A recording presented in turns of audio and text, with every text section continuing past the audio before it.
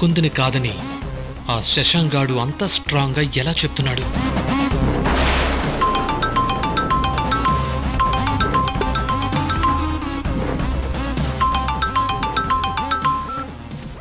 Hello hello sir, మీరు చెప్పినట్లే doctor Shashank గురించి డీటెయిల్స్ కనుక్కున్నాను. వెరీ గుడ్, చెప్పు, వాడి గురించి ఏం తెలిసింది? సార్, అతను ఇండియాకి ఒక 10 days ప్రోగ్రామ్ మీద వచ్చాడు. ఓకే. ఇండియాకి వచ్చాక ఫస్ట్ అతని చారిటీ కింద యాసిడ్ దాడికి గురైన 6 అమ్మాయిలకి సర్జరీ చేశాడు. ఓకే. తర్వాత అతను సెమినార్ అటెండ్ అవ్వడానికి వైజాగ్ ఏరియాలో ఒక హాస్పిటల్కి వచ్చాడు. వైజాగ్ ఏరియాలో ఏ హాస్పిటల్కి వచ్చాడు? సార్, అది శారదా సూపర్ స్పెషాలిటీ హాస్పిటల్. అక్కడ సెమినార్ అటెండ్ అయ్యాక మాత్రం ఒక 3 రోజులు అతని ప్రోగ్రామ్ చాలా కాన్ఫిడెన్షియల్గా ఉంది సార్. 3 days ప్రోగ్రామ్ సీక్రెట్గా ఉందా? అవును సార్, నేను ఎంత ట్రై చేసినా దాని డీటెయిల్స్ ఏం తెలియలేదు. చాలా ట్రై చేశాను సార్. Okay, next? ఆ తర్వాత అతని అపాయింట్మెంట్స్ అన్నీ నార్మల్గానే అటెండ్ అయ్యాడు. ఆ తర్వాత MS group chairman Janardhan Rao గారింటికి పెళ్లి చూపులకని వెళ్ళాడు. అర్థమైంది రవి. ఆ 3 days కాన్ఫిడెన్షియల్గా వాడు ఏం చేశాడనేది నువ్వు కనుక్కోవడానికి ట్రై చెయ్యి. నేను మళ్ళీ కాల్ చేస్తాను. Okay sir.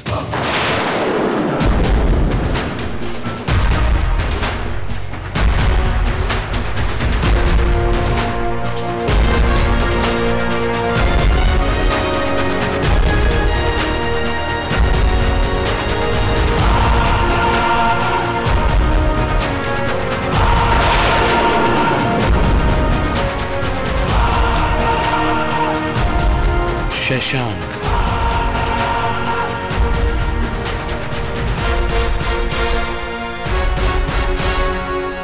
పది రోజుల ప్రోగ్రాం, 6 సర్జరీలు.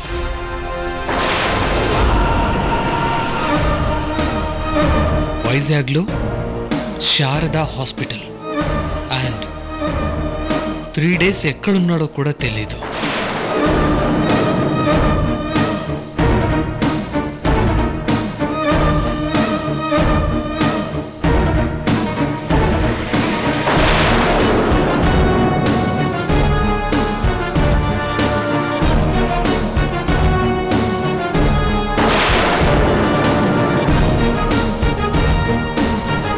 పది రోజుల ప్రోగ్రాం, 6 సర్జరీలు. వైజాగ్లో శారదా హాస్పిటల్. అండ్ 3 days ఎక్కడున్నాడో కూడా తెలీదు.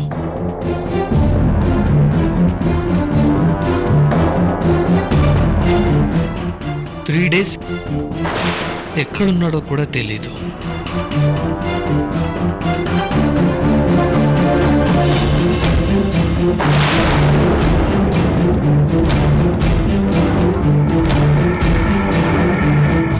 May come in, sir? Yes, come in.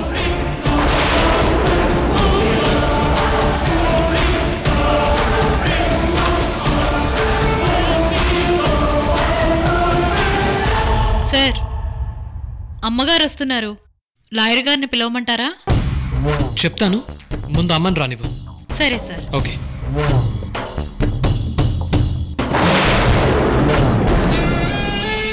ఎరా, నేను రావడం ఆలస్యమైందా?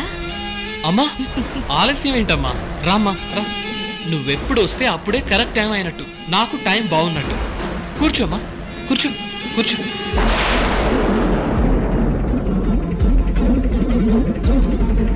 అమ్మా, నేను అడగగానే సరే అన్నావు, కానీ ఇంకోసారి ఆలోచించు, ఎందుకైనా మంచిది.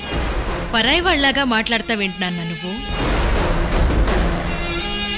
కంపెనీ నా పేరు మీద ఉంటే ఒకటి, నీ పేరు మీద ఉంటే ఒకటినా?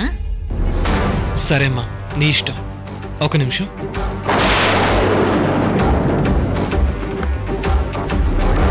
సంధ్య, సార్, లాయర్ని క్యాబిన్కి రమ్మను. Okay sir. Okay.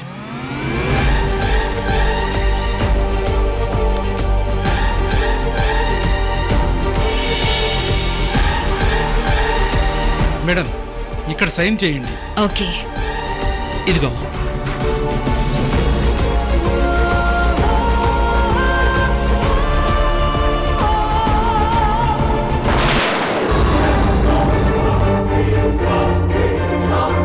Madam, MS group ఏదో రెండుగా డివైడ్ అవుతుందని బయట టాక్ ఉంది.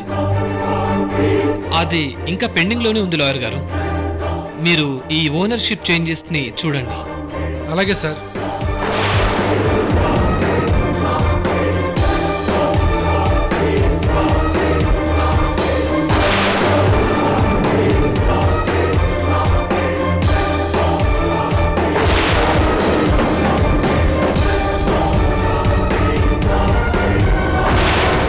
ఓకే మేడం, మీ పేరు మీద ఉన్న టెక్స్టైల్ కంపెనీ నెక్స్ట్ 1 or 2 వీక్స్లో ముకుంద్ గారి పేరు మీద ట్రాన్స్ఫర్ చేస్తాం. ఓకే, థ్యాంక్ యూ లాయర్ గారు. వస్తానండి.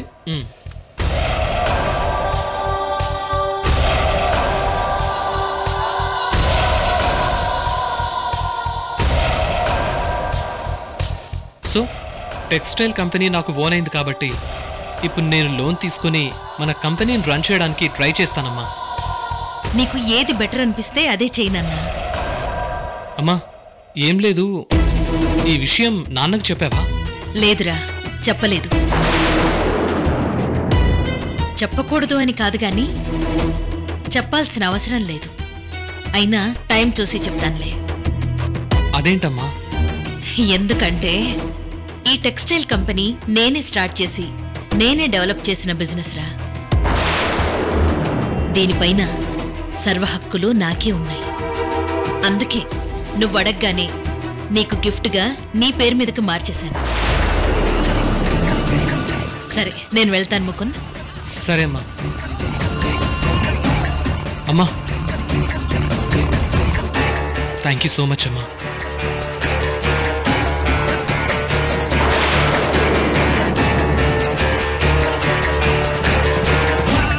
ఉంటాను. బాయ్ అమ్మా. బాయ్.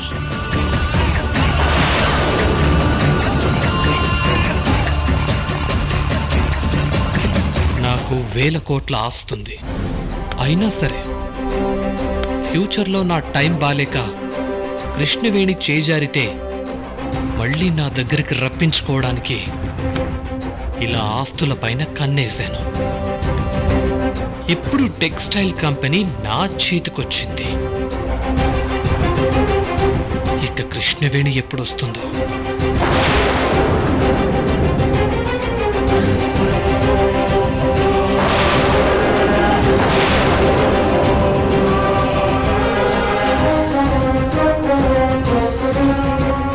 ఆ శశాంక్ గాడికి నా గురించి ఎలా తెలిసిందో ఆ నిజం రాబట్టాలి. శశాంక్!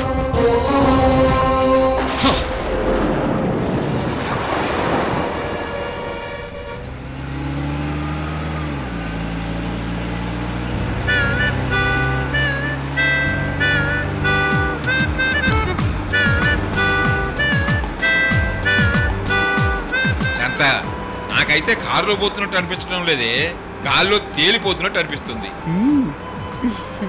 ఎందుకుండదు? కొత్తగా మనవరాలు వస్తుంది కదా, అలాగే ఉంటుంది.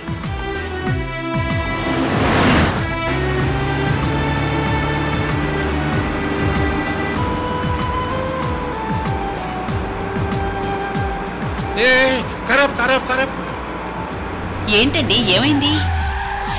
అక్కడ తేనె అమ్ముతున్నారే, తేనె చూస్తుంటే నోరు ఊరిపోతుంది నాకు. తేనె కోసం అంత హడావుడి చేయాలా? నీకు తెలియదులే శాంత, తేనె సర్వరోగ నివారిణి. ఇదిగో బాబు, కారు కొంచెం వెనక్కిది. Okay sir.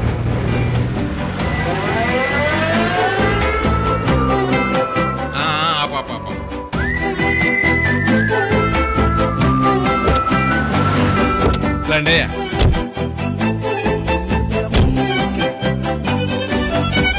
నీ కార్సైన పుట్టతేనయ్యా బాబు, నిలవ ఉంటుంది కదా, ఏడాదైనా ఫ్రెష్గా ఉంటుందయ్యా.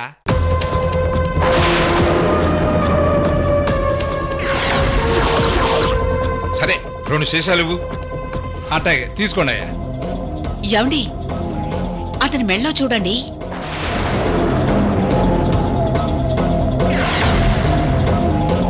అది మన కార్తీక్ కెమెరాలా లేదు? అలాంటి కెమెరాలు బోల్డ్ ఉంటాయి భూమి మీద. అయినా వాడి కెమెరా ఇతని దగ్గర ఎందుకు ఉంటుంది, నీ పిచ్చి కాకపోతే? ఏంటమ్మా, ఈ కెమెరా కావాలా మీకు? తీసుకోండి, కావాలంటే అమ్మేస్తాను. దేనికోసం వెళ్తాం కదా, అడవిలో దొరికింది.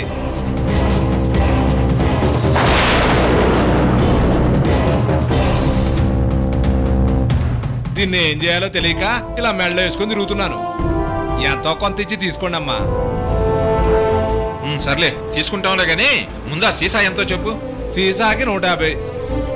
దీనికి ఎంత ఇచ్చినా సరే తీసుకోండి. ఇంకేంటే చూస్తావు, తీసుకో.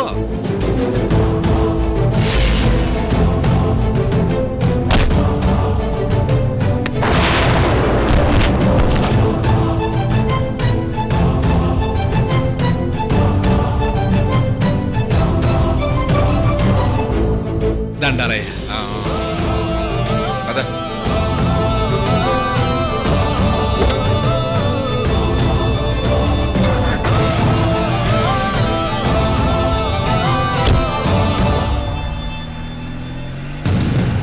ఇది ఖచ్చితంగా మనవాడి కెమెరానే. మనం అప్పుడు మోడర్న్ డ్రెస్సులు వేసుకున్నప్పుడు వాడిదే కెమెరాతో ఫోటోలు తీశాడు. ఓహో, నువ్వు ఆ డ్రెస్లో ఫోటోల గురించా ఈ కెమెరా కొనుక్కుంది? నాకు అర్థమైందిలేవే. అసలు ఆ కెమెరా వాడిదో కాదో తెలియదు, అలాంటిది దాంట్లో ఫోటోలు ఉంటాయి అనుకోవటం నీ అత్యాశే శాంత. ఇదిగో ముసలాయన, ఇది నా మనవడి కెమెరానే. నాకు నమ్మకం ఉంది. వాడు ఫోటోలు తీసుకోవడానికి వెళ్ళి పోగొట్టుకున్నట్టున్నాడండి, అంతే. సరే.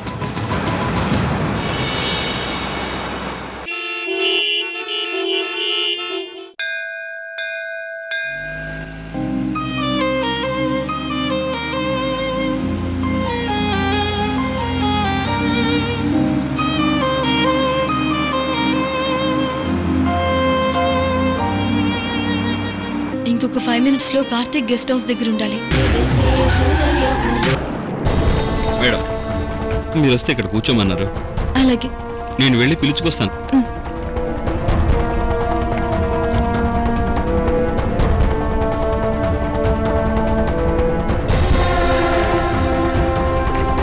సార్, మేడం వచ్చారు. అప్పుడే వచ్చేసిందా? సరే, నేను వెళ్తాను. అలాగే సార్.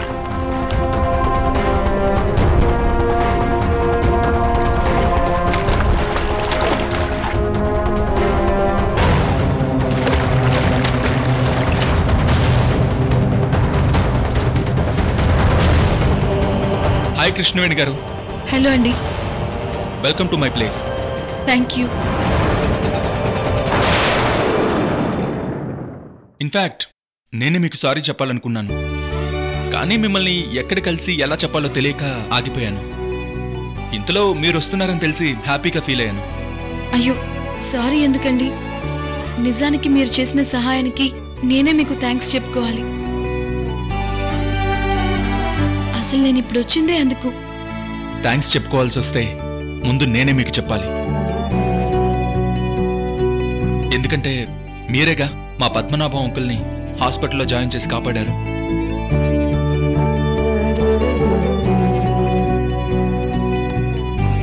తీసుకోండి.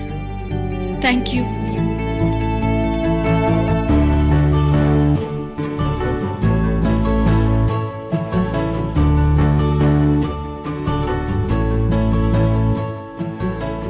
కృష్ణవేణి గారు, మీరేమీ అనుకోనంటే మీతో మీ పర్సనల్ విషయం ఒకటి చెప్తాను. పర్వాలేదు, చెప్పండి. మీ హస్బెండ్ గురించి నేను ఇలా అంటున్నానని మీకు కోపం వస్తుందేమో, కానీ నేను చెప్పేస్తాను. ముకుంద్ మీకు హస్బెండే కావచ్చు, కానీ అతని వల్ల మీరు డేంజర్లో ఉన్నారేమో అనిపిస్తుంది. అలా ఎందుకు అనిపిస్తోంది మీకు? ఎందుకంటే వేద మంత్రాల సాక్షిగా తాళి కట్టిన భర్త భార్యను అందించి అనుభవించాలనుకోవడం ఏంటి?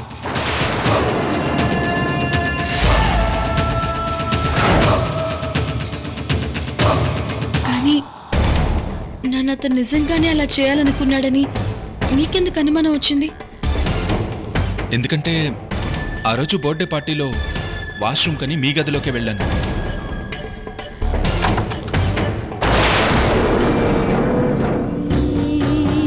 అప్పుడు నాకు మీ గదిలో చిలుక పంజరం కొత్తగా కనిపించింది.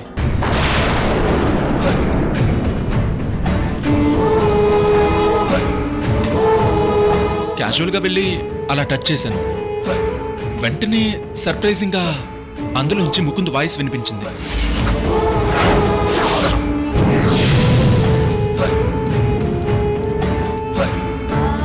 మాతాజీ, ఈరోజే కృష్ణవేణికి మందిచ్చి సంగమిస్తాను.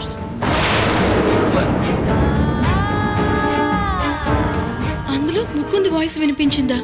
అవును, ఏదో మాతాజీ అని, ఎలాగైనా కృష్ణవేణిని సొంతం చేసుకోవాలని, అనుభవించాలని, ఇలా ఏదేదో చెప్పాడు. నేను ఆ రోజు కొంచెం కిక్లో ఉన్నాను. అయినా నాకు క్లియర్గా గుర్తుంది.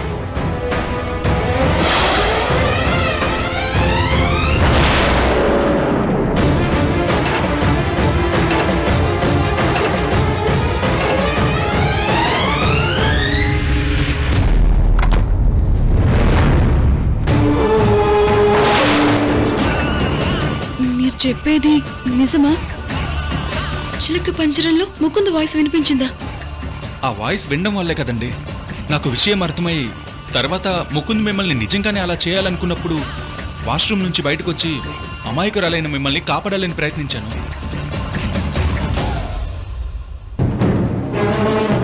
అంటే ముకుంద్ ముందే ఇదంతా ప్లాన్ చేసుకొని చేశాడన్నమాట. అవును కృష్ణవేణి గారు, అదొక ప్రీ ప్లాన్డ్ అటెంప్ట్. కానీ ఎందుకో ఇదంతా నేను ఇప్పటికీ నమ్మలేకపోతున్నాను. ముకుంద్ మారిపోయాడని తెలుస్తోంది, కానీ మరి ఇంతగా దిగజారిపోతాడని అనుకోలేదు. మనిషిలో మార్పు మొదలైంది అంటే అది ఎక్కడ ఆగుతుందో ఎవరికీ తెలీదు. ఆ రోజు నేను చెప్పింది ఎవరూ పట్టించుకోలేదు. ఇప్పుడు నేను చెప్పింది నిజమో అబద్ధమో మీకు తెలియాలంటే ఇంటికెళ్ళి ఆ చిలుక పంజరంలో రికార్డ్ అయిన వాయిస్ వినండి. వింటాను. ఆ పంజరంలో రికార్డ్ అయిన మాటలు వింటాను.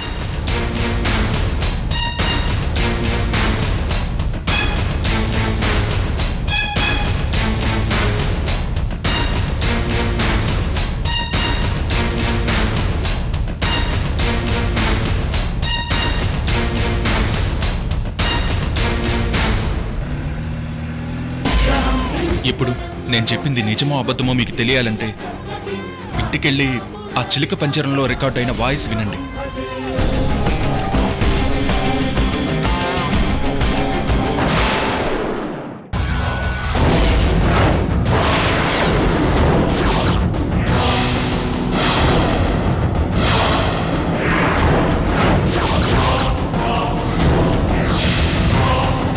పంజరం ఎలా పగిలిపోయింది?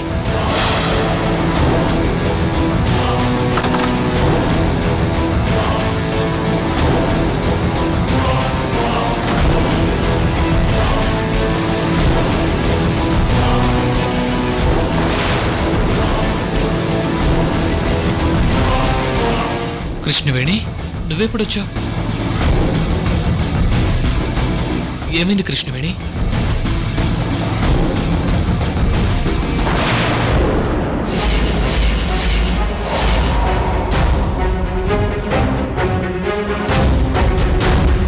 అరే, పంజరం పగిలిపోయిందా? ఇదెలా పగిలింది? ఏమో కృష్ణవేణి, నేను వాష్రూమ్లోకి వెళ్ళేటప్పుడు బానే ఉంది, నేను చూశాను. అంతలోనే ఇలా ఎలా జరుగుతుంది? ఏమో కృష్ణవేణి, నాకు అదే అర్థం కావటం లేదు. ఇందాక విండోస్ ఓపెన్ ఉన్నాయి, గాలి ఫోర్స్గా రావటం వల్ల కింద పడిపోయిందేమో. అది పగిలిపోయినందుకు నీకేం అనిపించడం లేదా? ఎందుకు అనిపించదు? బాధగా ఉంది, నిజానికి చాలా బాధగా ఉంది. అసలు ఇది ఎవరిచ్చారో తెలుసా?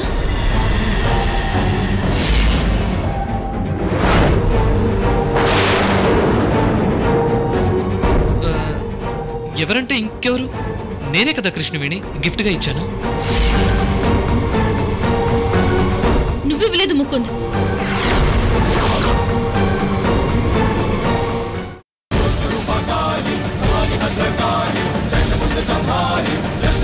చూసావుగా అమ్మా, నువ్వు ఇంటికి కోడలుగా రావటం కేవలం కాకతాళీయం కాదు, మీ ఇద్దరిది ఆ దైవం చేసిన పెళ్లి.